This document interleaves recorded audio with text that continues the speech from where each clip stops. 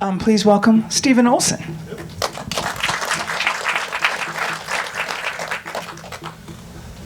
I did a lot of stupid things when I was a teenager. One of the things, I broke into a house. It was an abandoned house. Broke into it on Halloween night. I went with a couple of friends of mine, and I guess I should tell you about them first. Rick I had known since we were both in elementary school. We grew up together on the same street. By the time we got to junior high, some people say middle school, Rick was already experimenting with dating. And one morning when I was waiting outside the school, waiting for it to open so that we could go in, Rick comes across, very upset, hands me a necklace. And I said, "What do you want me to do with that?" And he goes, "Well, I bought it for so-and-so, but she didn't like it, so you can just do whatever else you want with it. I don't care." And at that moment, Linda starts walking towards us. Now, Linda was a new girl in the neighborhood and at the school. And as she got closer to me, I said, "Would you like this?" She looked at it for a moment and paused, and she took it. She kept on walking. Later on, Rick and I were in the cafeteria. We were trying to figure out if we were too old to go out trick-or-treating. Now, in our neighborhood, there is a house. And most of the kids refer to it as Beulah's house, because she was the last person to live there. And this is way before my generation, but she had the reputation of being one of the meanest people in the community. And the kids would torment her. But then some people said she was mean because the kids tormented her. It became kind of a urban legend that when Beulah died, she got vengeance on the kids in our neighborhood. She would take them and keep them. Now, I've only heard of one child that went missing in our community. His name was Danny, and again, it was different age group. Happened before we came to the community. All we knew was that he was a very popular kid. He was a drummer in a band, and one night he disappeared. So there came the legend that he had gone into Beulah's home, and he never came out. So when you were new to our neighborhood or new to our school, you were challenged to go into Beulah's house at night.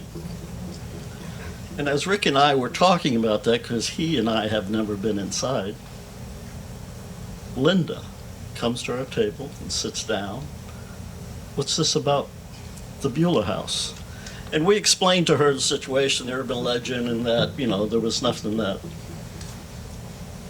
really confirmed any of these stories that had built up about this house. And she says, "Well, why don't we go there tonight?" And of course, Rick and I could not sit there and say, "Oh no, we're too afraid to go in." So we both looked at each other and kind of shrugged and said, "Well, we could check it out. I don't know if we can get inside or not, but we can check it out." And so Linda says, "Well, I'll meet you there." I do have to remind you that Linda was wearing that necklace I gave her. And during this conversation, at one point when she was talking about basically challenging us to go into the house, she took that necklace and kind of bit at it between her lips. And I just took that as, this is something. And whatever she wants, I'm going to do it. So we met in front of Beulah's house, and both Rick and I were still hesitant, but Linda wasn't. And she says, "Are we going in?" And Rick and I looked at each other and kind of shrugged, and Linda took off.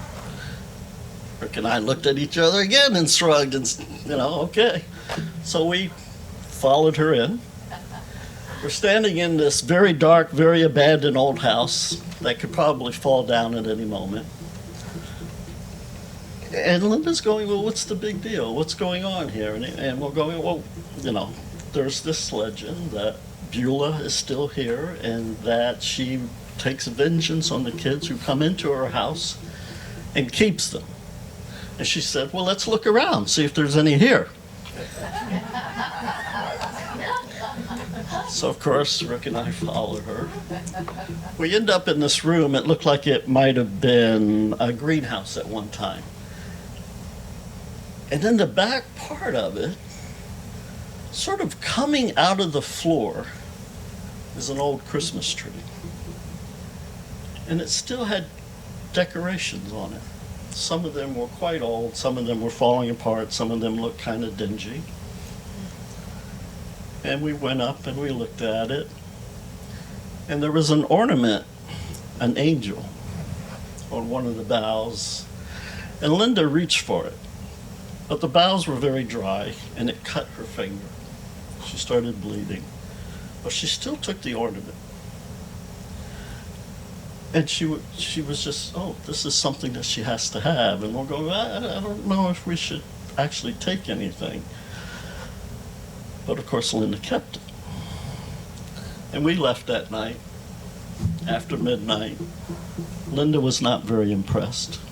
Rick and I were just glad we got out of there. The next morning, because of that necklace and the way she put it in her mouth, I decided I'm going to go to her house, see if she wants to do anything else. So I go and knock on the door. The mother answers it. I introduce myself. She says, "Oh, you were the two guys that she was out with last night." I says, "Yes, but Rick's not here. It's just me. I just wanted to see how she is." "Well, she hasn't come down from her bedroom yet. Let's just go up and wake her up." So we went back upstairs. The mother knocks on the door. There's no answer. She cracks the door open. She sees that the bed's been slept in, but Linda's not there. And I walk in and I look around, and her mother says, "Well, I don't know, maybe she's out in the backyard, maybe she already got up." Her mother left, and I'm still looking around, and I see on the bureau that angel. But when I pick up the angel, there was something on it that wasn't there the night before. It was a necklace. And it was an exact replica of the necklace I had given Linda. I didn't know what to think. All I could see was something had happened last night. Something had happened with that angel. Something had happened with Linda. And somehow that necklace was now on this ornament. Days went by. Linda never returned home. And I had kept the angel. I even spoke about it to Rick. And he really didn't give it a second thought, but I'm thinking somehow Linda has become this ornament. And it was because we had trespassed into Beulah's home. And Rick thought I was crazy. But I told him, I think what I need to do is return the ornament. And of course Rick said, "There's no way I'm going back in that house with you." And I said, "Okay, I'm going to go myself." So that night I returned to the house, went into the greenhouse. The tree was still there. I held the necklace and the ornament in my hand. I was about ready to put it on the tree.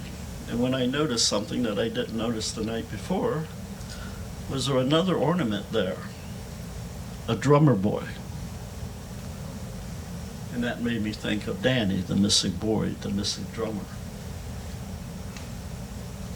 And it just confused me. But the only thing that I could think of was I needed to return this ornament. So I placed the ornament back on the tree and got out of the house. Didn't sleep very well that night. I went back to Linda's home and asked her mother if Linda had come back. And her mother was still very distressed, near crying, and said no, she hadn't seen Linda. And unfortunately, Linda was never seen again, and I never went back into that house. Thank you. Stephen Olson.